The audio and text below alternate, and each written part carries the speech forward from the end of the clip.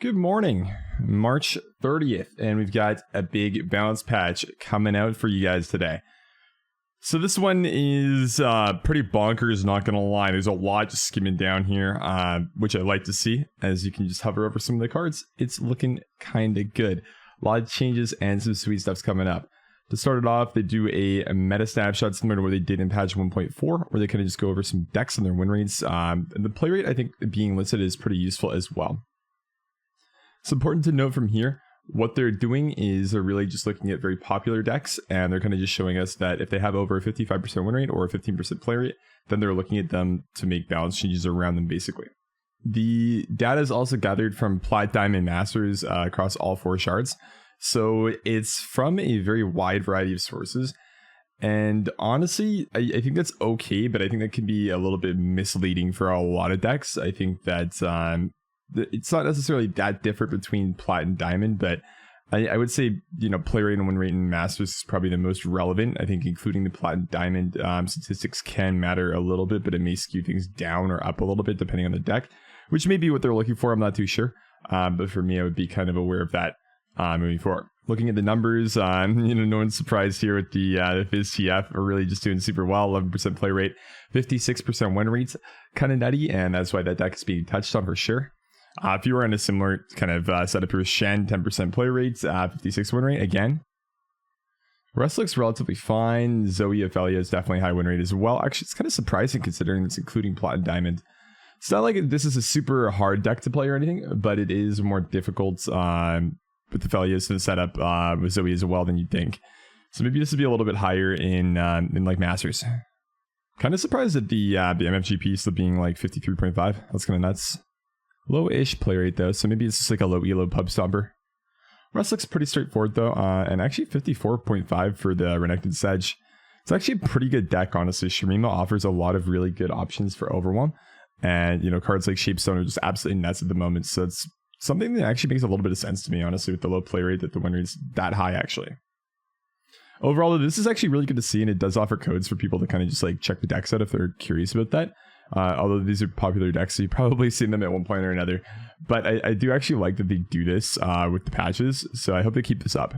Anyways, moving on from the win rate play rates for the decks that are popular, we're going to move on to champion cards. So TF gets bumped up by 1 card for the flip, which is relevant for sure. I mean, we can look at the other changes for him too, so we can just talk about him holistically. So he's going to need 9 cards drawn, 2 flip now that he's seen. His champion card, pick a card, is being nerfed to only drawing 2 fleeting after you shuffle a card in the deck. And another nerf to the TF deck is Burblefish is losing 1 attack. So these are 3... I think the Burblefish is probably the biggest one, and pick a card being number 2. The TF level up nerf itself isn't that massive. I think TF already generates an absolute ton of value when played, and I don't think that this nerf is really going to kill TF as a card. It's probably one of the better nerfs that they've done to a champion to not really just completely kill it, while still maintaining the champion's kind of identity and allowing the champion to still do what the champion does, albeit to a lesser extent. You're basically just not going to see the Turbo TF level up where they just like double pick a card really fast and then TF flips instantly and you basically just auto lose a game. But TF is still going to be able to obviously do all the dumb TF stuff that we're used to seeing, like, you play TF on 4-5, red card, aggro decks don't get to play the game, that type of stuff. Or, blue cycle, which is usually fine for that card, or just gold stun, protect yourself. Basically, it's still going to be very flexible, and in some cases, you will be able to flip him. That being said, it'll be more difficult, which will kind of lead to him being more balanced. And if you're playing him specifically in TF Fizz, obviously the Burblefish value and power is going to go down a little bit. I do think that this deck will still be a thing, though. I don't think that this nerf is going to completely kill it myself. That would be my kind of just general first impression. I think that it will still be viable, and I don't think that it will be dead. So I think we will still be seeing TF Fizz, just to a lesser extent. I think the people who really love the deck will keep on playing it. So I don't think it's dead based on this. Next up, Fiora. This is one that I'm actually pretty excited about. Her going down to a 3-2 just makes her so much more manageable to deal with.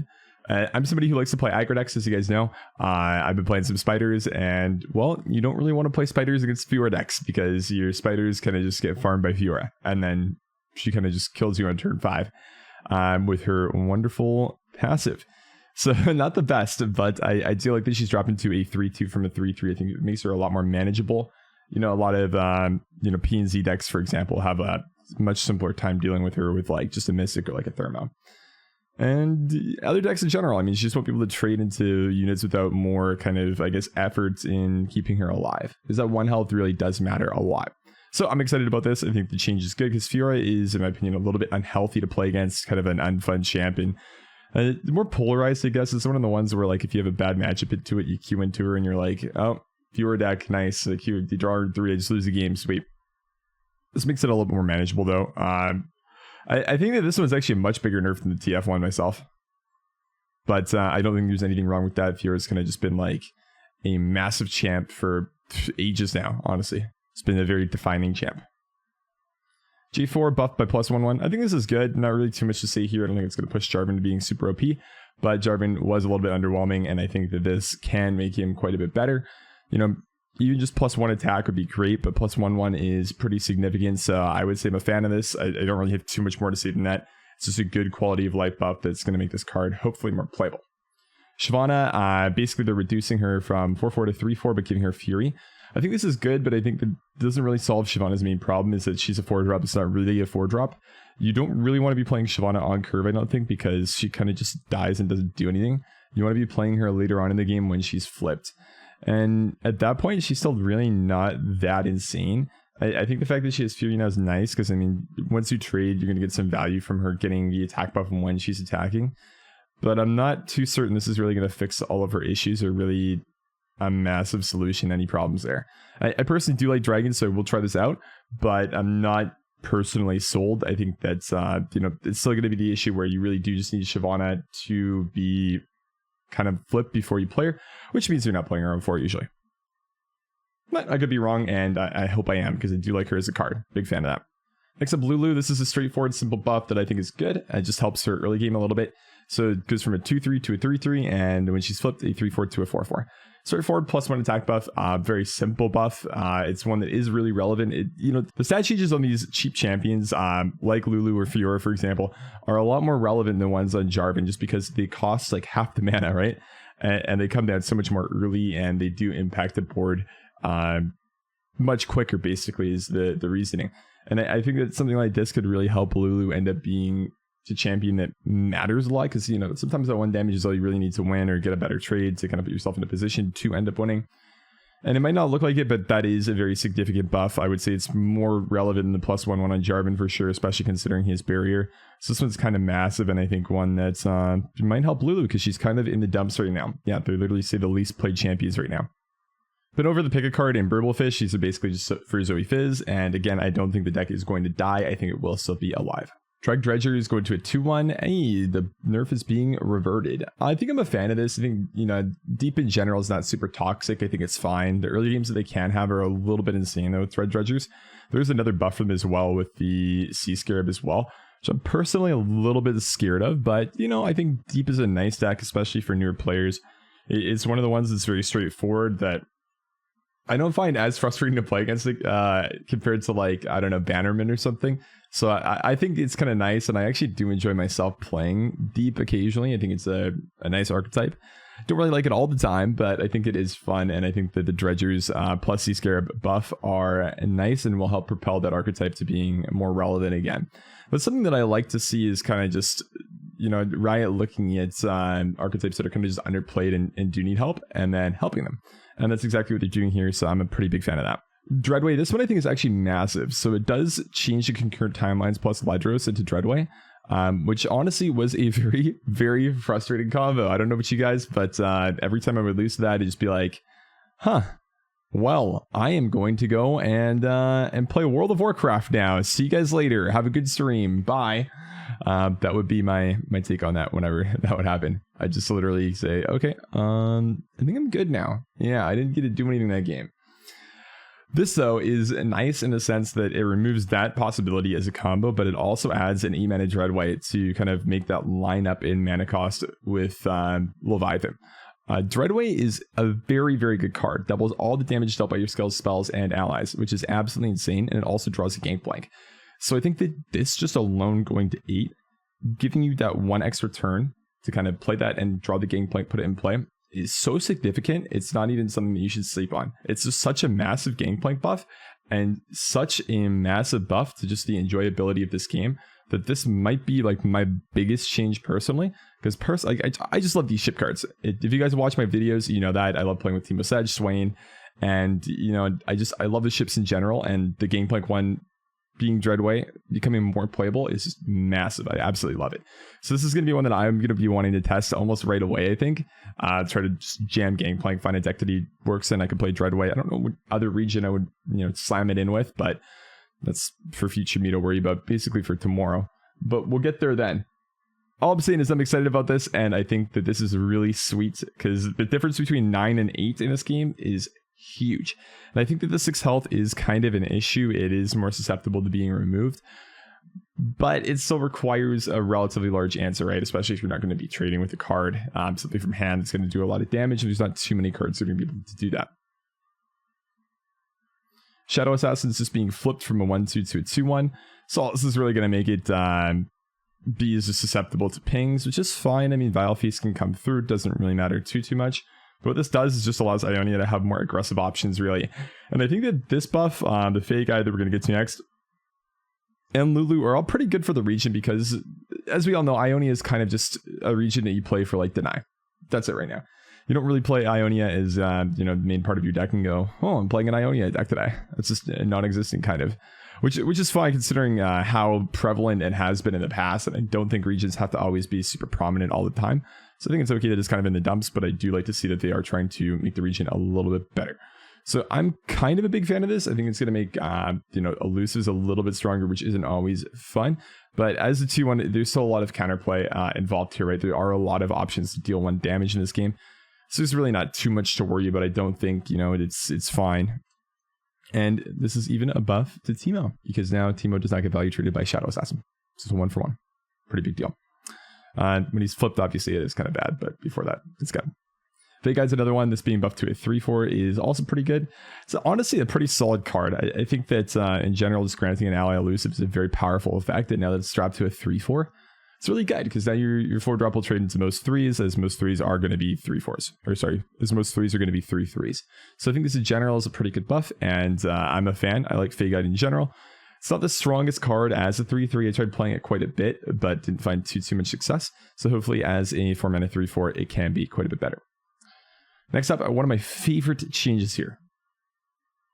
I can't believe that they're doing this. They're supporting Noxus's aggressive regional identity.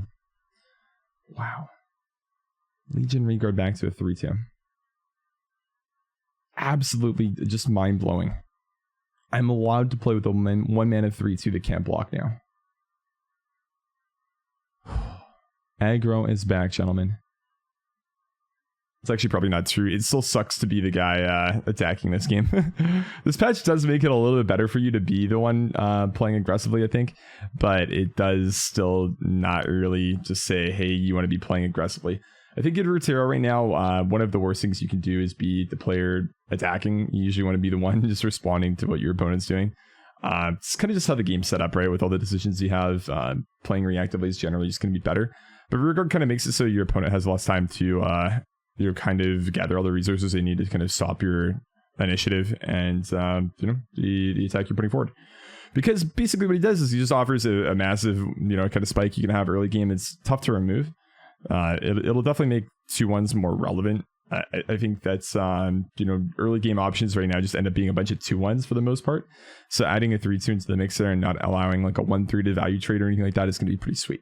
So massive fan of this, and I do think it will help aggro decks, and I will be jamming this card a ton as well, because I like aggro decks. They're fun. I enjoy them. Sea Scarab, we've been over this. Good change. I like this for deep, and will make me play those decks a little bit more. Seemed Hierophant basically just advances the Braid Send Disc by 1 more, which I think is cool. I don't think this is really that insane. I think that the way that you're basically going to get your Send Disc flipped is just by leveling champs. But maybe the Hierophant buff now is going to be good enough. I'm not too sure. It is a 3-mana 3/4, so stat line is fine. It's just that its summon effect doesn't really do too much. And maybe you play this with Shadow Isles and find a way to, you know, continuously resummon it or something, and then that's how you do your Send Disc stuff. Actually, it doesn't make any sense because you play Send Disc in mono decks, but Yeah, okay, never mind. Yeah, it's a slight buff, not a massive one. Let's see if it matters. I'm not too sure for rolling that. Callous, Bone Crusher, Reputation at cost 2, so basically just getting 1 extra health on that. It's an okay change. I mean, it comes out a little bit too late in the game. I think being a 6/4 does matter, but the problem here is that there's no keywords attached to it, right?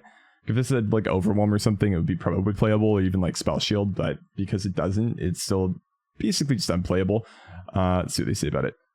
Sub profiles to offer serious consideration. We're making this change in... Okay, so this is like a normal game / expeditions change, which I think is fine. I think it's good that they're buffing cards for this format. I'm personally a fan of that, to kind of make expeditions more interesting and give you more options that are stronger. Yep, good change overall then. So all of the Aphelios guns are being nerfed. This is massive, and I think it's very good. Aphelios is obviously quite frustrating to play against, and just the variety of responses he has to basically any given situation is kind of mind-numbingly stupid. So everything costing 1 more mana is really good, and it kind of screws up that whole idea that they have of, you know, I'm just going to do 7,000 things this turn and generate unlimited value, because they don't have enough mana now to generate unlimited value. They do still have, I believe, the Veiled Temple, which will also give them 2 mana, but the only difference now is that it will only give +1 attack instead of 1 health. So your cards will still scale, but they won't scale infinitely with the health. And that's kind of the big issues, because you usually end up just seeing like a massive Aphelios, like an 11-10 or something, that would just end up just being unkillable and generating 5 trillion cards for your opponent. Now, basically what happens is they only get attacks, so you'll have like, I don't know, an 11-2 Aphelios, and the guns are all going to cost 1 more, so they're a little bit tougher to play with. I think that this is a much bigger nerf than, say, the nerfs to the TF Fizz deck. I think, again, that the TF level up requirement is kind of a big deal, but not really. Pick a card is kind of a big deal, and same with Burblefish, but I think that the Aphelios got nerfed for the mana cost, and the Veiled Temple not giving health is a much, much bigger change. So I'm going to guess that we're going to see Aphelios X be quite a bit worse, and I think that we're going to be seeing the TF and Fizz X still being quite good. So Gifts and Beyond, just basically changing to 1 to line up, so it's an overall cost of 4 still, which I like. I think it's good. Because you don't want Aphelios to be completely unplayable. Again, he's like a very interesting champion still, one that's... it does feel good to play with because you get to make so many decisions, right? You have a very reactive playstyle where you can kind of just pick the guns you want that are going to suit you, and then, you know, continue to kind of just generate value, which is nice. But now it's going to be a little bit more fair and feel less kind of stupid for your opponent, I guess, when they can't remove your Aphelios. So overall, good change for me. I'm very happy with this because Aphelios is one of the champs that I like the least myself, to play against at least. Okay, multi-labs to get Ultra Rapid Draw, United Front PvP, and Lab of Legends updated. Nice, cool. And new difficulties added. Cool, that's sweet. Oh, you get to reroll your rewards. Nice, that's actually really good. You have 3 rerolls for each run. Awesome, that's good. I know for the first one, you can just keep on like restarting. That was one thing that I did once, and it was okay. But the reroll is nice for later on. That's sweet. And you can share... Oh, run results. That's actually really cool. Nice. These are really good changes. Lab of Legends was actually a lot of fun for me. I played it for like 2 or 3 days straight, and I enjoyed it quite a bit. So I'm happy about that. And I think that it's really nice that they're actually going ahead and kind of just furthering the format. I like dungeon runs. They're fun. Roguelikes are interesting. Earthboard. That kind of looks nice. I've never really liked the whole aesthetic of Earth myself, even though it's a really cute guardian. Holy shit, it's so fucking cute. I'll zoom in for that for you guys. Might be a little bit hard actually to see things. Sorry if you guys are watching the video. I didn't really consider that actually. I probably should have zoomed in more often. He's kind of looking jacked. I wish my biceps were that big. And big flex. Ooh, that's actually a really good emote. That's super good. Oh my god. I gotta cop that for sure. Does that mean that it's worth it to just get the bundle? I don't know if I even like the board. We'll check out the music, and if the music's good, then I'll get it, I think. But that flex is so nice. Okay, Talia's art has been changed. I think that's good. That's the thing that they were talking about a little bit. Standard and singleton formats have been removed from gauntlets. All gauntlets have been updated to best of 3. Okay, this is for competitive integrity, I guess. That makes sense. And prime glories can be from 5 to 4, so you can only have 4. Makes sense. And some bug fixes. I would say overall, this patch seems to make aggressive decks a little bit stronger. I would have my take here be that because they're buffing early game units and kind of just making it so it seems like you're getting a little bit more rewarded for playing stronger things early, that's basically just SI for Jailord is going to be really strong. I think that it's getting buffed massively, this patch, just indirectly by basically the cards that are being changed. You know, even just like Fiora lining up into like Avalanche now, for example, is really, really good. I think that that's a huge, huge change, for example. And I also think that we've seen kind of a distinct lack of changes to Lee Sin here. If you look, there's really nothing that's going to change that card or any card that's played in a Lee Sin deck, really. So I'm going to say Lee Sin Zoe is going to be very, very strong, possibly one of the best, if not the best decks. If you do look at Snapshot, a ladder, currently like top 25 players are almost exclusively playing TF Fizz. So based on having all the games already played, I think a lot of them are going to feel very comfortable with the deck even post nerf. And if they do see that it's well positioned and agree with me that it is, then I'm going to guess a lot of people are still going to be playing it. That's just my take. You know, I could be completely wrong and the deck could suck, but hey. I would note as well, I think Gifts from Beyond could be pretty good in like Zoe Karma maybe. I think it's a deck that Alan plays a fair amount. But I think that it could be quite good just because you get 2 guns with the Karma and you get the double effect, right? And it being 1 mana could be relatively significant. So I would say that's something to look out for as well. But I do hope that we see some new decks ushered in and maybe some of these ones that have like, you know, closer to 50% win rate here, some that haven't even showed up on this meta snapshot list, pop up and do a little bit better. I'm hoping something to do with Legion Rearguards and Noxus is going to be relatively strong. And I will try my best to make it so that is true. Overall, I think this is a pretty good balance patch, and I would like to see ones like this a little bit more. I think that this is about the amount of cards they should be changing almost every 2 weeks to a month. I really do think that changes like this are what will keep people playing the game, where you do just really massively overhaul a lot of the cards that are very powerful. That are just super prevalent within the metagame, and you look at the cards that are just underperforming and ones that really just aren't being used, and you go ahead and tune them so they can be. And I think this is definitely the type of patch that they need to be making on a more consistent basis to keep players like myself. And I don't know about you guys, I don't know how you feel about that, let me know in the comments below, but I feel like this is exactly what they need to do to keep players interested, is just make it so strategies change often instead of just having things where, you know, we just have our TF Fizz overlords for 17 weeks. Anyways, that's about it. I think the patch is good, and I think that Ryan has done a good job here, and I would say head to them. Good work, and I hope in 2 weeks to a month we get another patch in a similar fashion that is still quite good as well. Thanks for watching, guys. I appreciate it. I will catch you guys tomorrow when the new patch is out for some gameplay. Have a good one. Thanks for watching.